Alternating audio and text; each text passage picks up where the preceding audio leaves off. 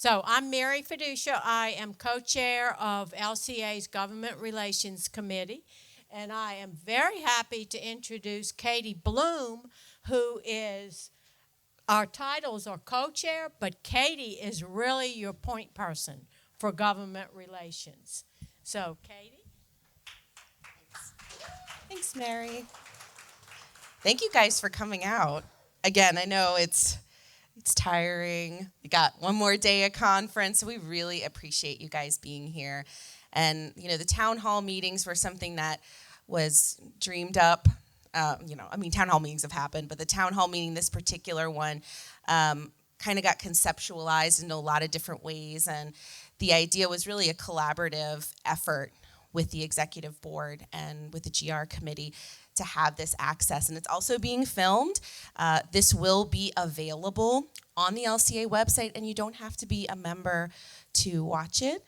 This is a free CEU for everyone, whether you're here for the conference or not. So make sure that you have signed in and done that whole jazz, and at the end, you're gonna get your certificate. So we've got a few people who are gonna be here with us. Okay, first we're gonna just have you find out about our board members, the LCA executive board members, okay? Our government relations committee. It's not just the two of us, there's many more. We also have Danielle Lofton, who is our ACA representative. We have Megan Laughlin. Thank you, yay. She flew in just for this, okay? That's how amazing, right? We contacted and said, hey, would you maybe Skype for a few minutes? And they were like, no, we'll send somebody. So we are so lucky to have that, because there is a lot of federal level stuff that's happening right now that we're gonna be talking to you about, okay? And we also have Megan Lofton here, and she's gonna be talking about the FQHCs and RHC stuff that's been going on, if you know anything about that. And we also have our panelists today, okay? And we'll be introducing them during that time. So I'm gonna have Rochelle Marino come on up. She's been a huge part of this, more than I have, and she's gonna introduce our executive board. If our executive board can please stand briefly and come to the front so we can have some faces to put with names for the folks that may or may not be members of LCA.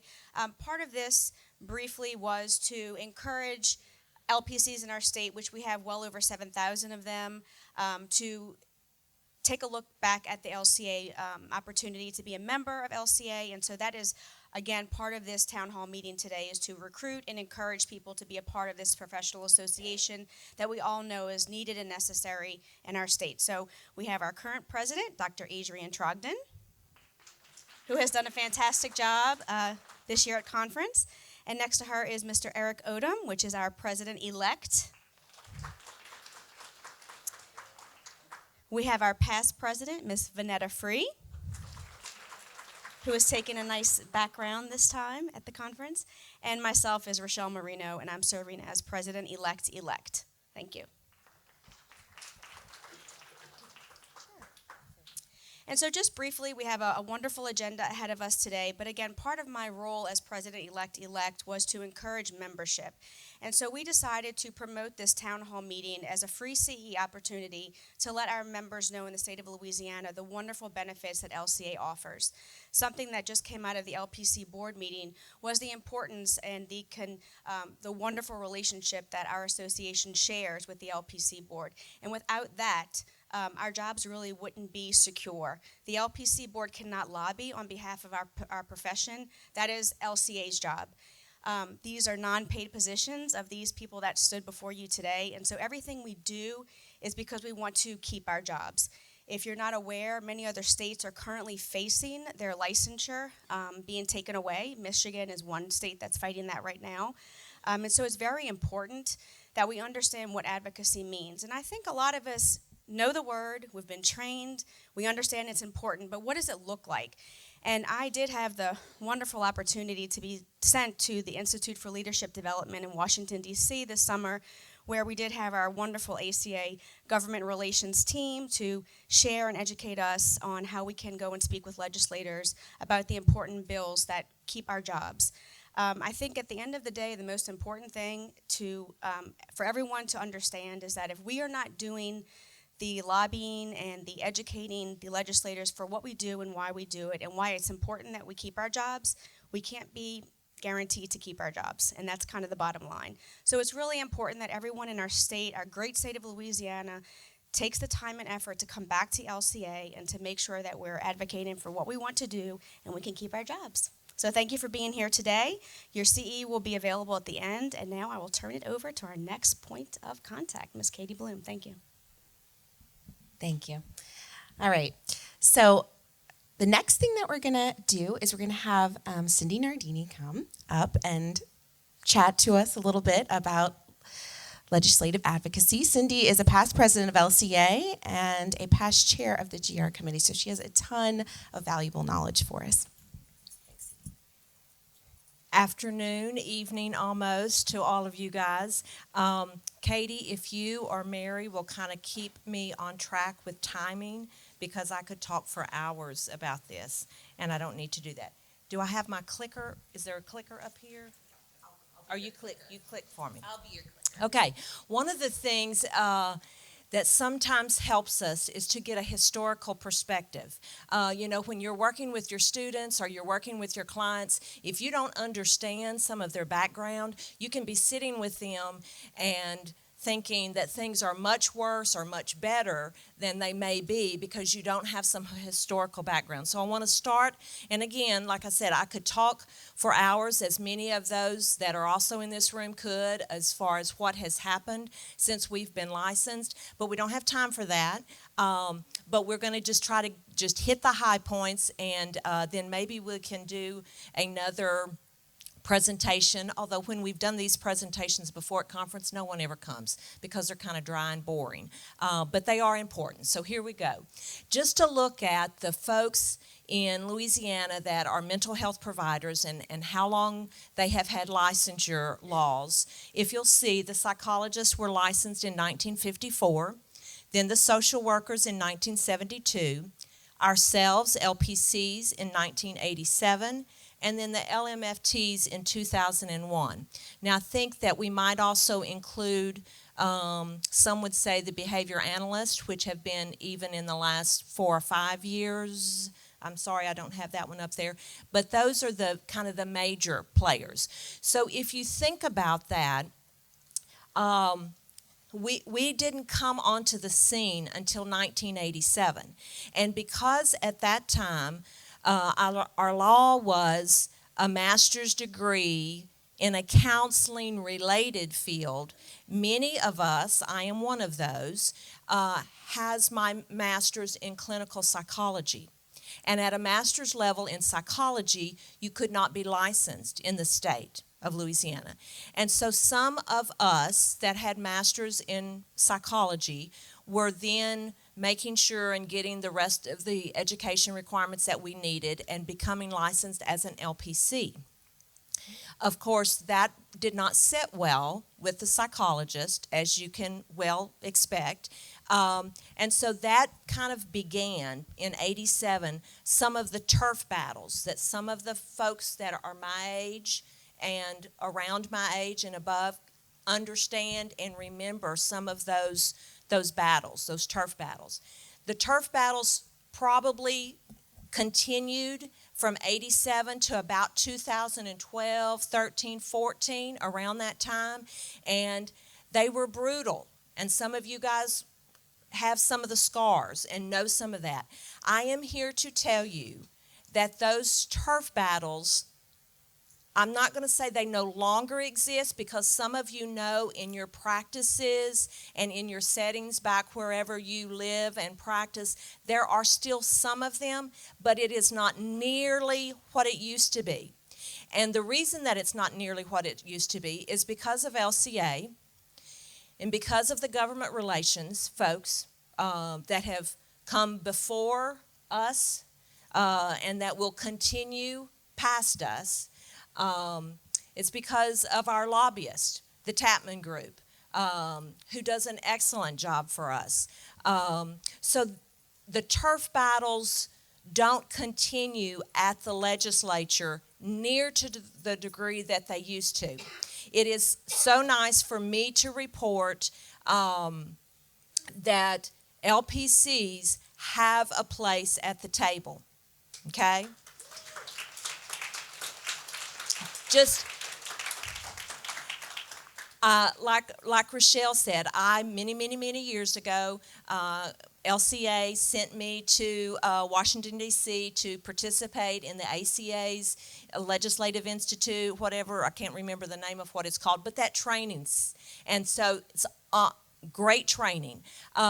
But one of the things that Scott Barstow, who was in GR, again, I'm telling my age about how long ago this has been, is he talked about you have to have a place at the table. Because if you're not at the table, you're not going to get to eat. We have a place at the table. The legislators know LCA. They know LPCs. And we've done a lot of, have done a lot of work, grassroots efforts, and so that they know us, and they know us in the committees. And so when we go and talk to them, and when our lobbyist goes and talks to them, they respect us. They know that we don't play dirty. Okay, what we say is what we mean. We don't say one thing to one group, switch our story, and go to another group. Okay, so we have integrity, and because of those things, we're in a different position. So the Tapman Group was hired in December of 2006. There was a change at that point, and the Tapman Group kind of raised the bar as far as some of the things, as far as what our lobbyist was providing. So that has helped us. Y'all have seen their alerts, those kinds of things. The Tapman Group is also very well respected at the Capitol, and so that is huge too. Obviously, we're not their only clients. It was so funny when we hired them. When we interviewed David, and we told him we really didn't have very much going on. We're kind of a small player in the mental health field. Well, and it was just like right after that all heck broke loose, and he teased us for 2 or 3 years after that. He says, I thought y'all didn't have anything going on. But anyway, also one of the things that LCA started in 2014, so this was kind of as the turf battle had begun to change, was what is called the Mental Health Legislative Forum. This is something that LCA started. And what we did is at the very beginning of every legislative session, we invited the other associations, Louisiana Psychological Association, the Louisiana chapter of NASW, LAMFT, the Marriage and Family folks, the drug, substance abuse folks, the hospital associations. We invited the associations to come to a mental health legislative forum. And basically what that is the bills have already begun dropping. Okay, so there's in the the legislators start writing bills. So the bills have already started dropping, and that is an opportunity for us to sit together as one voice. Now, obviously, we didn't always have the same voice, but as one group to at least review those bills, discuss those bills, because you guys know this, we see this in our clients and in our students. Sometimes a misunderstanding can create all kinds of fear and all kinds of doubt, and that's what sometimes happens in these kinds of things. And so, one group is thinking the other group is trying to do something or take something away from them or whatever. It's so funny because sometimes when you look at this, it's like it can get down to what you see in the elementary level on the playground. They took my toy. I had that toy first. I don't want to share it, kind of thing. So that forum has helped, I think, immensely as far as helping us do this. You can't keep up with me because I'm all over the place. I'm so sorry. You're doing great. You're doing great. Thank you, Katie. So anyway, we've come a long way. However, this thing of advocacy is fixing to be very, very important. We learned yesterday that with the elections that you guys see the signs everywhere, the legislature is set to have the biggest turnover that it's ever had in modern times. David Tapman said up to about 40% of our legislators for next year could be brand new. Okay? Which means, guys, all of those relationships that we have already built, some of those guys are gone. Okay? And even the ones that we have built, like Senator Freddie Mills from Breaux Bridge, who has been the chair of Health and Welfare, Senate chair of Health and Welfare for years, and we can call him and go visit him very, very easily. He's probably not going to be the chair of Health and Welfare next year. So that means we've got to do this grassroots kind of thing. Now, before you go, Katie, so advocacy is the support for or recommendation of a particular cause or policy. So we've got political work and we've got policy work. Right now, if you're comfortable, do some political work. If you know a candidate in your area, or let's say you don't know the candidate in your area, this is the perfect time to go meet them, introduce yourself to them, say, I am a licensed professional counselor. Don't say LPC. They probably don't know what that means, okay? And we can say LPC the 10th time that we've talked to them. Okay, but initially we have to say licensed professional counselor. I work in private practice. I see teenagers and adults, and I'm just interested in what is your platform, what is your take on mental health or something. And because they're trying to get elected, they are interested in anybody that's casting a ballot. We need to let them know, I live in your district, I work in your district, this is who I am, and it's nice to meet you.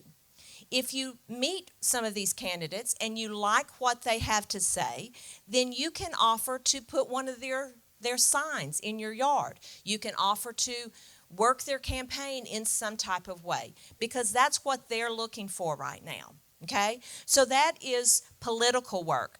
Now, if you're not comfortable doing political work, there will be plenty of time, because once they get elected, then that's when we're going to be needing you guys to do policy work, okay? So because our legislature is going to have such a huge turnover, the Government Relations Committee is going to be trying to identify at least one person that we match, one LCA member that we match with every legislator, okay? Whether that be on the House of Representatives or on the Senate side. And what that is awesome, as the GR chair, when something comes down the pipe, and guys, it always comes quickly. You never have a lot of notice. You don't have a lot of time to call everybody and get everybody together. You have to be ready to go.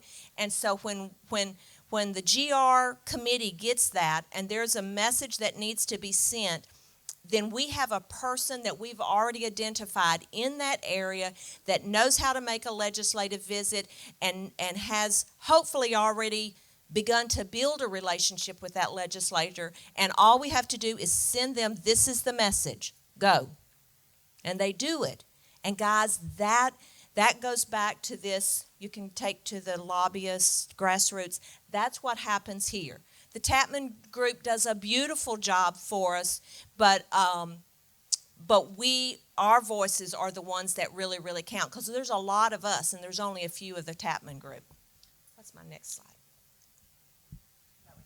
Yep. Okay, so this is why you guys should advocate.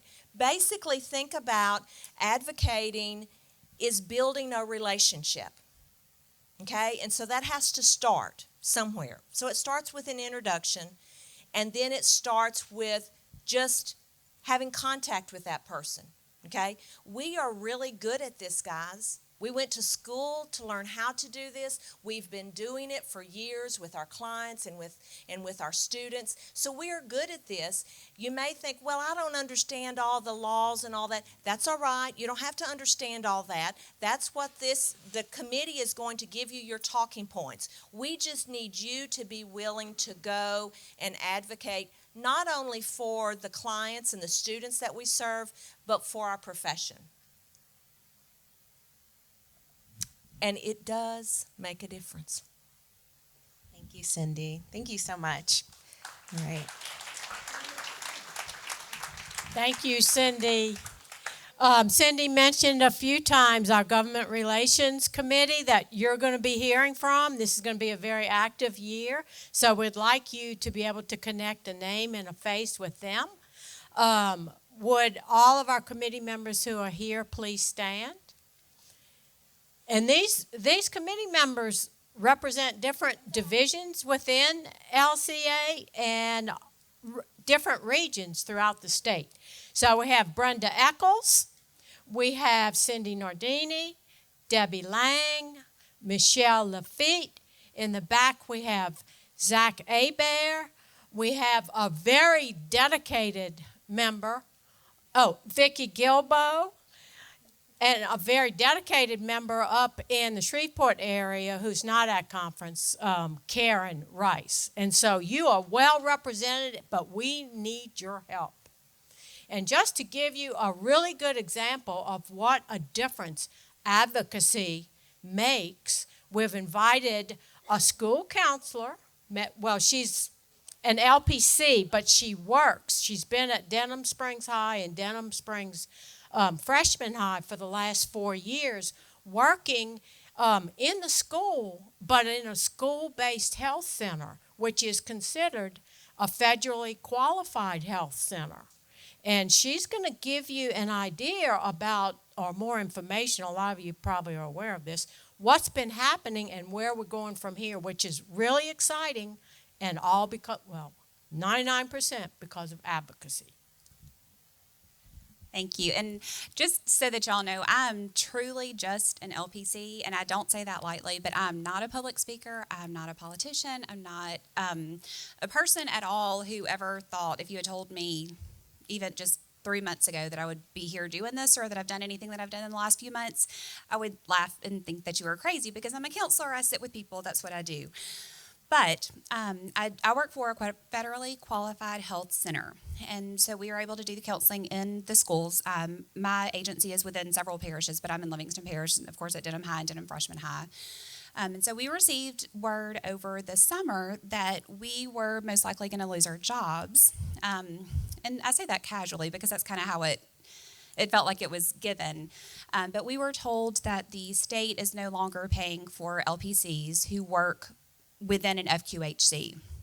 So, of course, the natural question is, why? Where did this come from? What happened?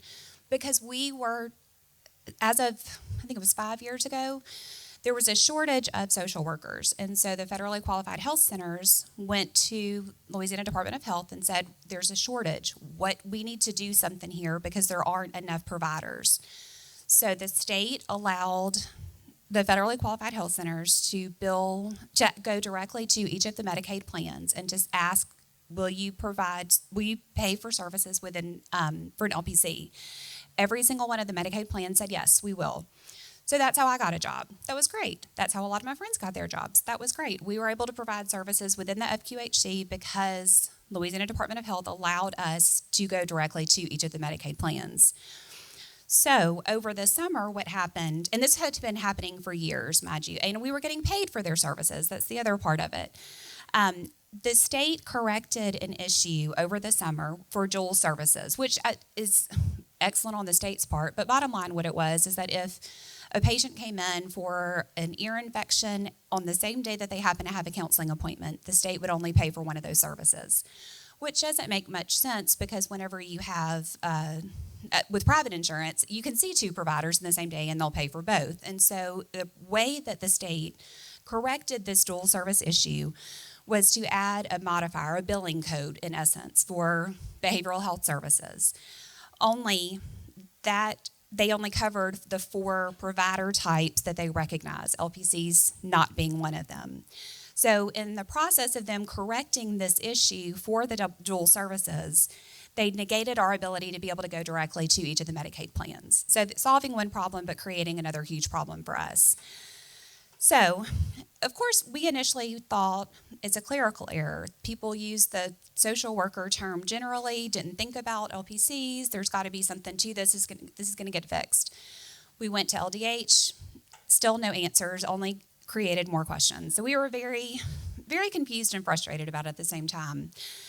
So finally, that's whenever we started going to our legislators to try to get help and to get assistance because it was a state issue. We didn't know where to go. So I met with Mr. Rogers Pope, who is my representative. I'm in area 71. I should know this. I'm almost yes, District 71. And so he is my state representative. Wonderful man. He was also the superintendent of Livingston Parish Schools for 14 years. And so the second he heard this is affecting kids and this is affecting the schools, his ears perked up.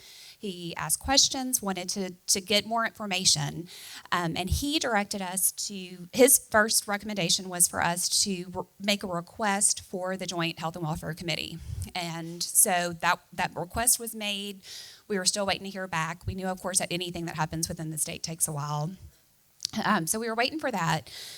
And in the meantime, I also went to Brittany Weiss with WBRZ, and I know several people have seen that interview because I needed to get the word out. I had permission from upper management, of course, but I wasn't just going to sit and let thousands of kids not get services. Somebody needed to know that this was happening and it wasn't right and it needed to be corrected. So she thankfully agreed to do the story. When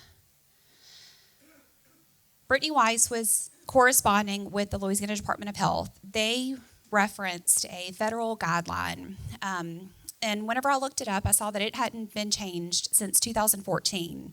But the state change happened over the summer, which kind of raised some, not flags, but I didn't understand. So I went back to Mr. Rogers and I said, Mr. Rogers, I don't understand. The state is saying that this is the reason, but this hasn't changed since 2014, but Louisiana has changed.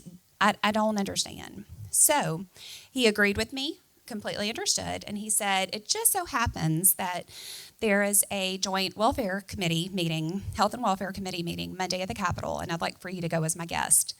And I was kind of stunned because I thought, I'm going to the Capitol? And then I felt like Elle Woods, Legally Blonde, like, what am I doing going to the Capitol kind of a moment because I don't know what I'm doing. But I went to the Capitol, sat at the beginning of the meeting, Mr. Pope was talking to several people. By the end of the meeting, he came up and said, I want y'all to meet with somebody. And he said, so y'all are going to meet with both of the chairmen from the House and the Senate side and Dr. Rebecca Gee. And for those of you who don't know her, she's the State Secretary for Health. And I truly stumbled. And Mr. Rogers grabbed my arm and he said, Megan, are you okay? And I said, yes, sir. I just can't believe that I'm about to meet with Dr. Gee. She is the person who can make this change, that it happened under her office and the fact that we were meeting with her. She could not have been more open, more gracious, completely understanding. She completely supports LPC. She knows the work that we do. Y'all, she pulled out her business card and gave me her cell phone number, was how available she was. And that's what blew my mind, that we were talking about services and that's where she was. It was just absolutely incredible. So met with Dr. Gee on Monday. The story aired on the news that following Thursday. And then by Monday, September 16th, Dr. Gee had assigned Jennifer Katzman the task of rewriting the state plan to include LPCs. She still needed confirmation from CMS to make sure that that was within the federal guidelines, but it happened. And then Friday, September 20th, we were notified from LDH that CMS ruled favorably, and now LPCs can bill for FQHC services. So y'all, this is huge, not only for the thousands of kids, but I mean, this is across the state, that it's not just our issue, this is statewide. And again, it is the right people being in place at the right time, ears opened, and it all fell into place. And I couldn't be more happy, and it's huge for our profession and absolutely elated. So. Thank you so much, Megan. I mean, great example right here in person. So we want all of you involved and excited about advocacy through LCA. Now we are very excited because as many of you are also concerned about these two Medicare bills at the federal level. LPCs need to be able to work with Medicare clients, and we have identical bills in the Senate and in the House. Dania is going to tell you more about those. And as Katie said, she came all the way down from Washington, D.C. just to be with you this afternoon. So let me tell you a little bit about her. She serves as the grassroots strategist in the government affairs department at ACA. She's responsible for tracking state legislation on ACA, public policy priorities, and coordinating grassroots efforts, advocacy actions in the states.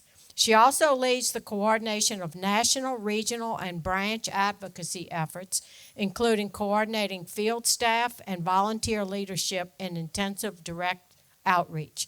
She has worked previously as a field organizer during the 2016 campaign cycle. So we are so happy to have you share your knowledge and wisdom with us. Jamie?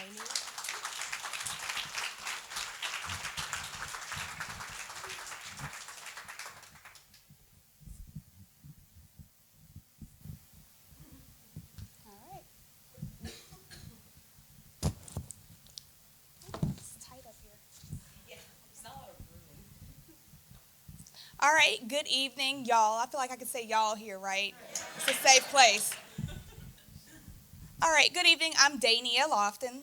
As Mary said, I'm here from ACA in Washington. Rich sends his best. He is currently overseas working on behalf of ACA. Today I'm going to ask y'all 3 questions. I'm going to make one request from the beginning. I'm going to ask y'all to participate with me today. Don't leave me hanging. Please don't leave me hanging. All right? Uh-oh. So today what you could expect is to participate, to leave here a little bit more informed, and to take an action by the end of this week.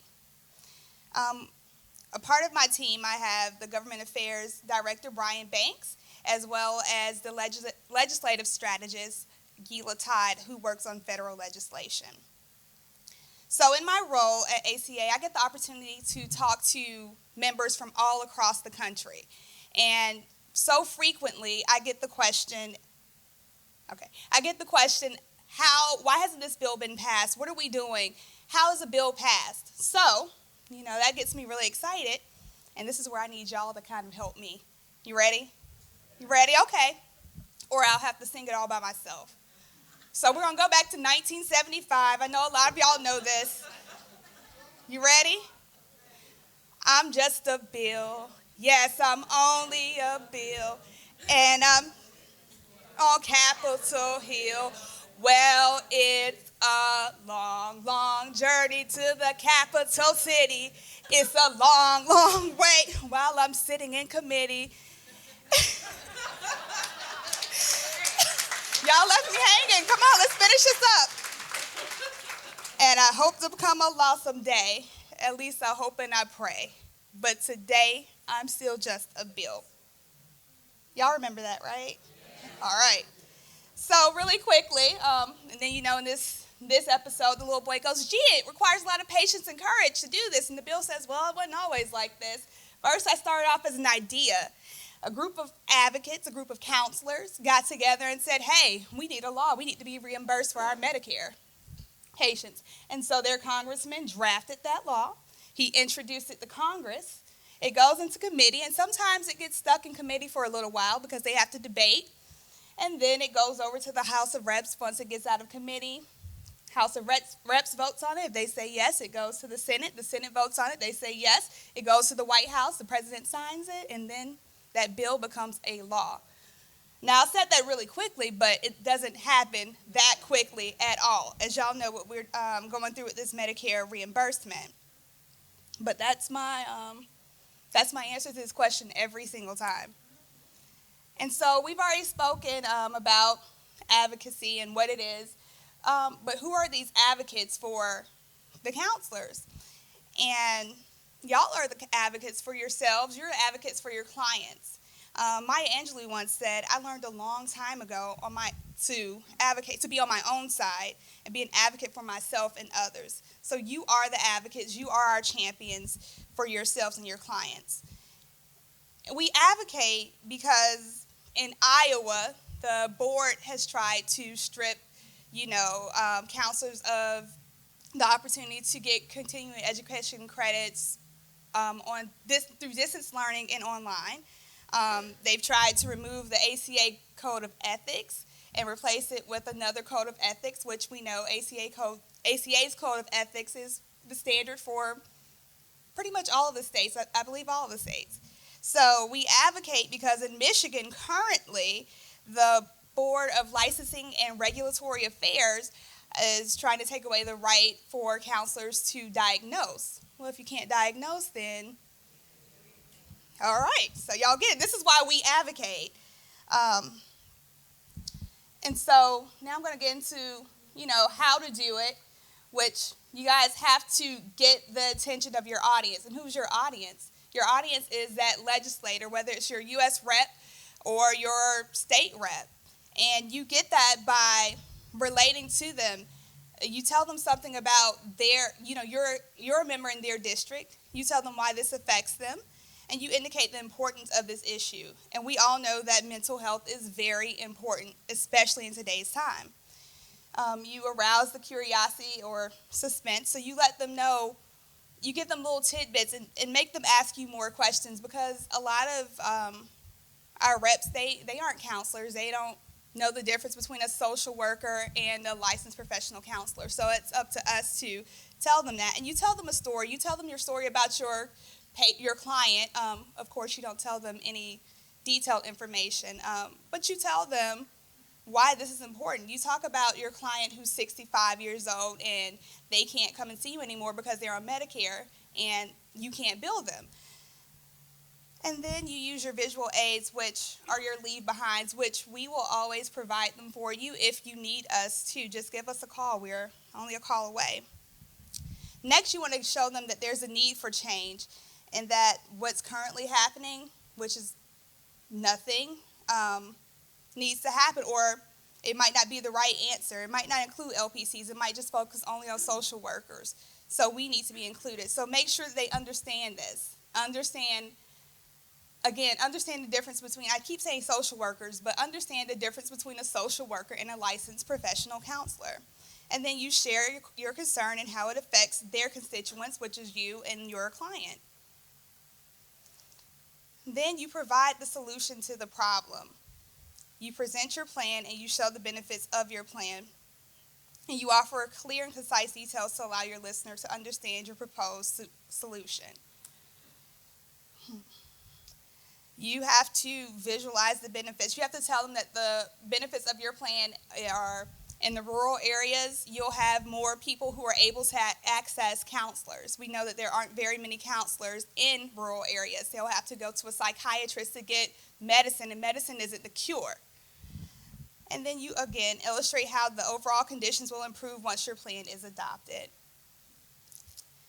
You do your call for action, which I'll do at the end of this presentation, and you state exactly to them what it is that you need from them. Do you need them to write a bill? Do you need them to go and lobby on behalf of, the counselors and get more people to co-sponsor the bill? And then you, of course, close with the final moving appeal that will reinforce their commitment to take action. Y'all ready? It's a pop quiz. What are 3 things in life that once they are gone, never come back? And y'all can just shout it out. Okay, time. Okay.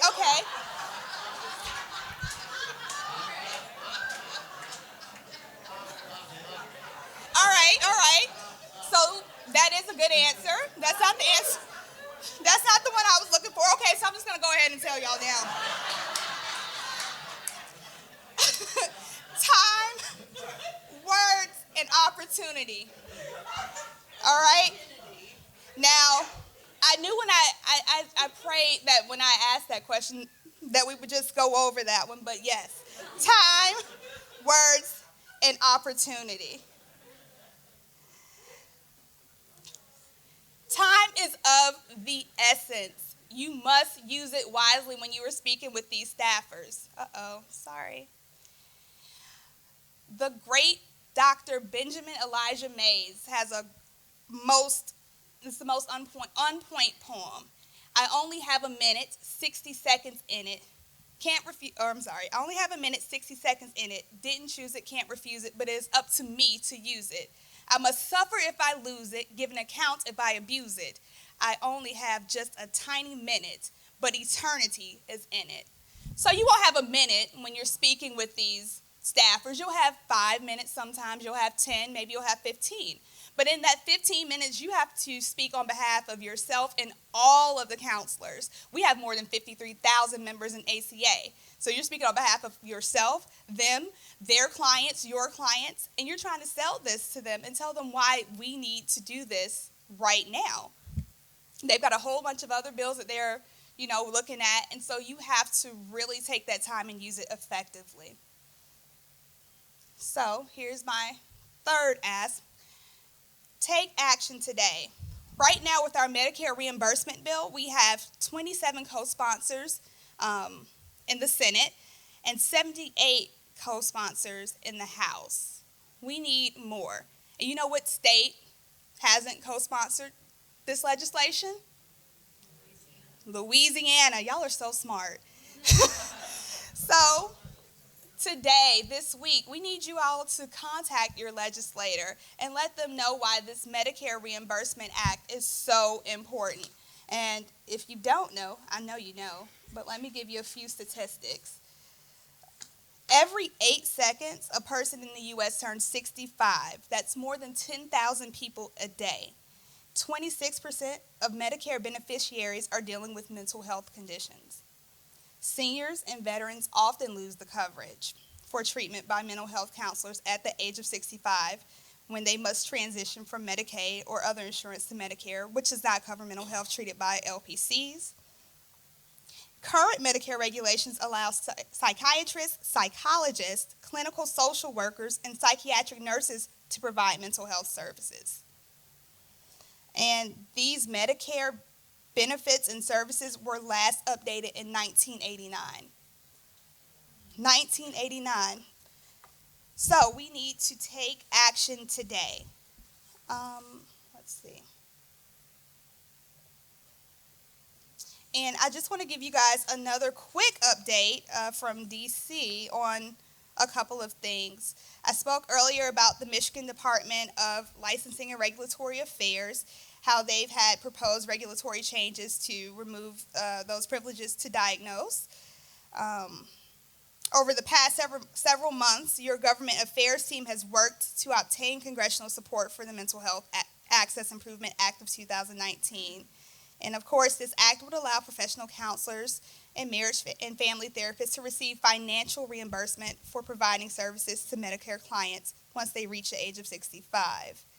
Due to the hard work of the team and our mental health coalition, which includes the National Council for Behavioral Health, Association for Behavioral Health and Wellness, National Board for Certified Counselors, and the American Association for Marriage and Family Therapists, we've reached our record number of congressional bill co-sponsors in the U.S. House of Reps, which is 78, and the U.S. Senate, which is 27. But we need to add what state? Louisiana. And what are y'all going to do? We're going to call them, we're going to write them, we're going to meet with them. We're going to keep going on and on until this bill is passed, until we get the support that we need. I surely will. It's Senate Bill 286 and H.R. 945.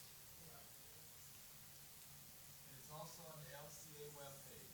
Under legislation. And,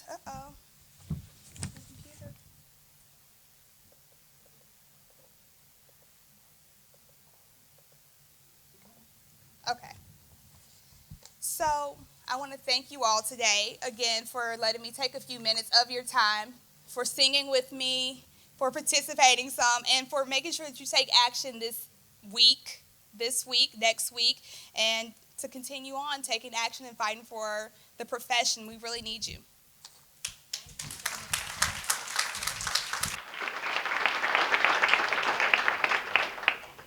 We are going to have some co-sponsors from Louisiana, And today we are so fortunate to have staffers from Senator Cassidy's office. We have Rachel Perez, and from Congressman Graves' office.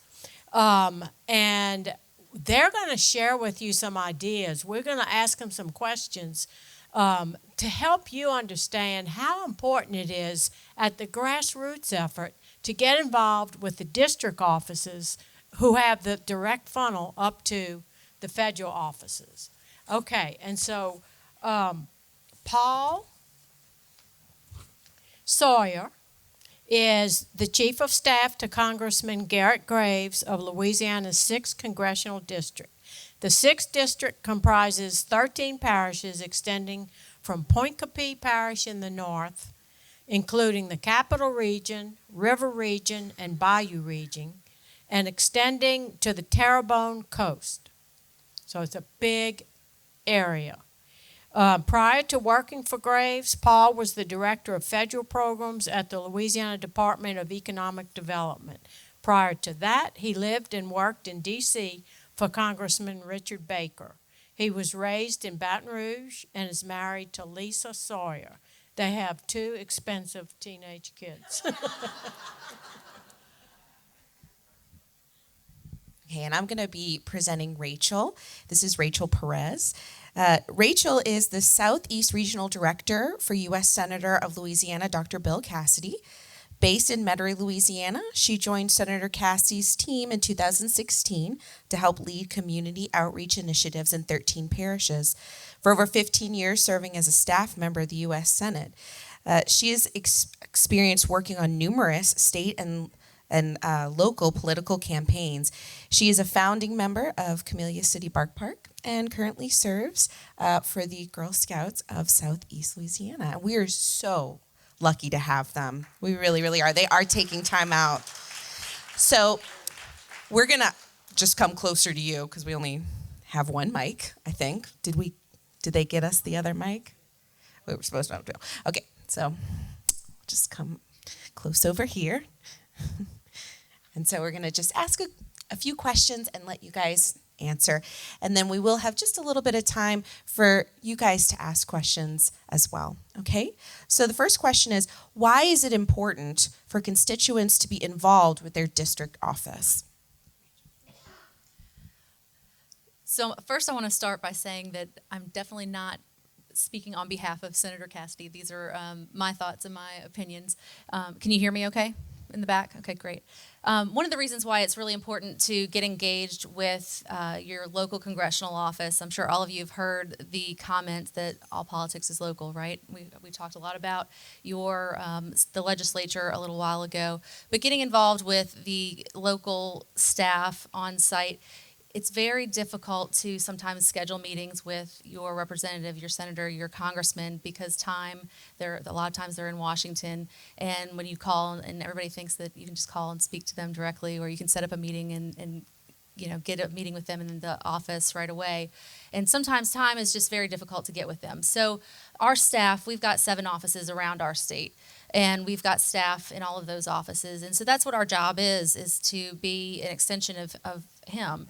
And so we try to be as accessible as we can and meet with as many constituents as we possibly can. And that's exactly what we do. We are there to be a conduit, if we can be, between you and the senator, and to listen to the issues that you're concerned about, and then work with our team in Washington and try to convey what your concerns are and try to turn that into policy and have the senator or the congressman champion those issues. So that's why it's really important to get in touch with us, make connections with us. And when the senator does have time and he is in the district or he's in the state, then we already have that connection. We already have that face-to-face relationship, and it makes it easier. We've worked with a lot of different organizations. The one that's kind of popping up in my mind right now when you were talking about having, and I hope I'm not stealing thunder a little bit, but I'm thinking about an organization, the Alzheimer's Association. They've been really good at making sure that they've got advocates in each congressional office, and they've got one point of contact. And I I know exactly who she is. And as soon as they've got a piece of legislation that they're concerned about, she calls me, she emails me, she texts me, and she says, Rachel, I'm coming to visit. I need you to see if the senator can work on becoming a co-sponsor. The first one I'm thinking about is the BOLD Act. And that was something that we were able to take a look at, make sure that was something that we could get behind, and that was something that we could do. And the senator went back, we reviewed the legislation, and became a co-sponsor of that. And so we regularly meet, and that's kind of an example. I know we'll get into that later, but building those relationships, that's why it's important to kind of get involved. And there are lots of different ways that you can get involved, but sometimes just calling the office and getting involved and meeting face to face is the good first step. Good evening. First of all, thank you all very much for being here, not only just to welcome us and allow us the opportunity to visit with you, but also for what you're doing. Your profession is very much in need, and it's just going to get more. The demand for your services, the demand for your expertise is just going to continue to grow. So thank you for what you do on a day-to-day basis, and also thank you for being here. I know this is an annual event, but what you're doing here is you're honing your craft. You're becoming better at what you do, and so the benefit accrues not only to you but everyone you serve. So thank you for that. And I want to also, Cindy, you mentioned something a minute ago, and I wanted to give you a variation of that, the one that I've grown up with, which is if you're not at the table, Cindy said, if you're not at the table, you don't get to eat. The other version of that is if you're not at the table, you're the meal. So,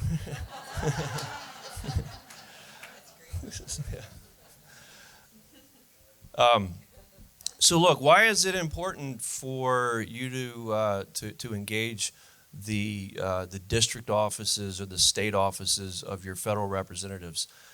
Frankly, I would just say it's because of the easier access for you. It's expensive to fly to D.C. It ain't cheap. And when you get up there, it's like being in a zoo. You go from cage to cage, pen to pen, and the amount of time that you get to spend with your representatives and senators is very limited. And so imagine if you yourself had a buffet of great varying degrees of wide-ranging policy issues, and you had to absorb all of those in a day. You're probably not going to retain as much, and it also reflects the old adage, which is, and I think this reflects members of Congress, is that they're an inch deep and a mile wide. They have to be, I won't say proficient, but they have to be active on every issue under the sun. And we just brought up a bill, H.R. 945. That means when it was introduced, that was the 945th bill at the time. And if my math is right, or if my recollection is accurate, at least in the House of Representatives, we're up to more than 4,000 bills. So, and those can be a paragraph, or those can be 200 pages. So what's important about the district office is that, number one, it's easier access for you. Number two, it's a slower, more relaxed atmosphere, either for the staff who are there, but also for the representative or the senator who's there. They have more time to spend. The environment is less frenetic. It gives them an opportunity to number one, learn your issues and understand your perspectives, but also your constituents. They want to be with you. They absolutely want to be with you. And Megan, we're looking forward to meeting with you too. Megan, who's a constituent of Congressman Graves. And so meeting in that district office, I think, provides great value, not only to you, but mainly for that elected member or senator, because it gives them a greater opportunity to really absorb what it is, what your expertise and what it is you're trying to convey.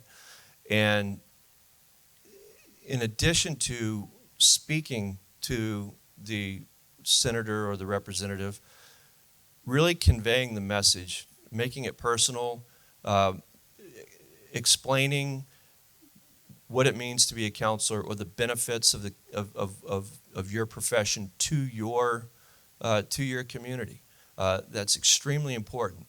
It gives texture and context to what's otherwise just dry policy. If you wanted to read that Medicare bill right now, if you got to page 2, I'd salute you. Not because it's bad policy, but because it's like reading a law book. But and the same is true for senators and members of Congress.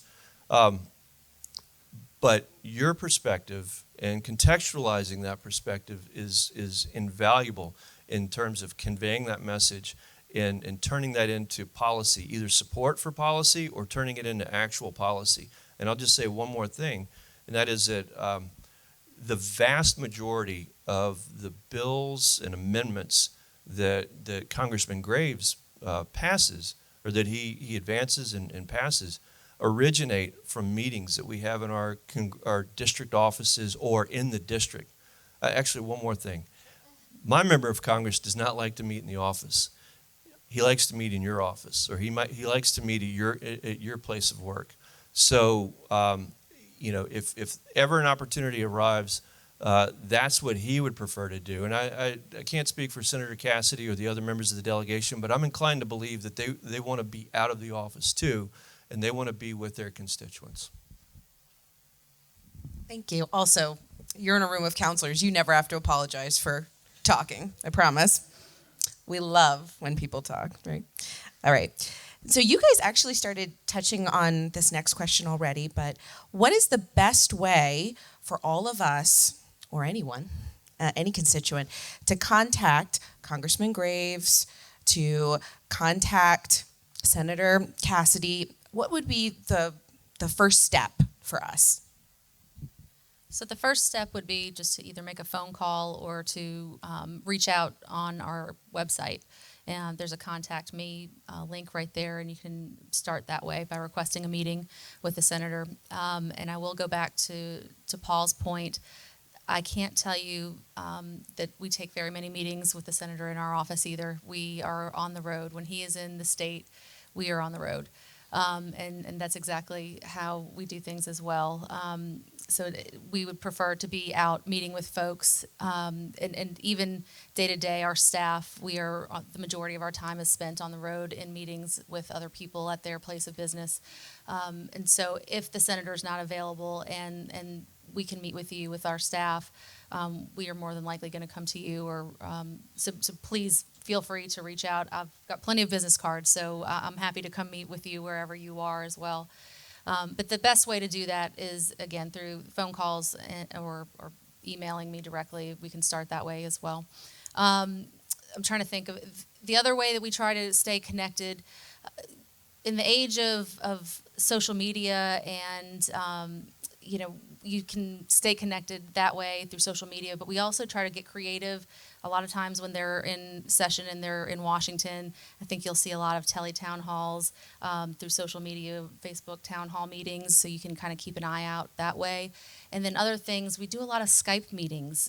When they're in Washington and we can't physically have him here in the state, we'll sometimes set up meetings that way electronically too. So if you're open to those kind of meetings, just make sure that you say that, and we're happy to try to accommodate as best as we can. So to answer the question, in my opinion, the absolute easiest way is a telephone. However, our objective is to meet you where you are. In other words, not make it a chore to contact your member of Congress or your senator, but make it a lot easier. Usually, if you ever think to contact your representative or senator, it's probably the last thing on your list to do. By the time you call that person, you've probably been at the end of your rope and you said, oh gosh, well, now I guess I'll just call my congressman. It's usually that last person or that last attempt to reach out to a member of Congress or a senator. And so we want to encourage you to reach out. As Rachel said, there are a number of ways in which we like to communicate. And it's up to you to tell us how you like to communicate. And as I say, we try to meet you where you are, either in person or through any variety of means. Rachel mentioned the TownHall. That's a convenient way to communicate a message or to interact with literally thousands of people. My congressman loves Facebook Live, and he does them all the time, and he does them all times of day too. We'll do it at lunch. We'll do it at midnight. I mean, and I hate the ones at midnight because I'm the ones manning the camera, but that's what he likes to do. And we take questions live. Any questions under the sun, he takes them live and he answers them right there on Facebook Live. He likes to have open office hours. So we'll advertise.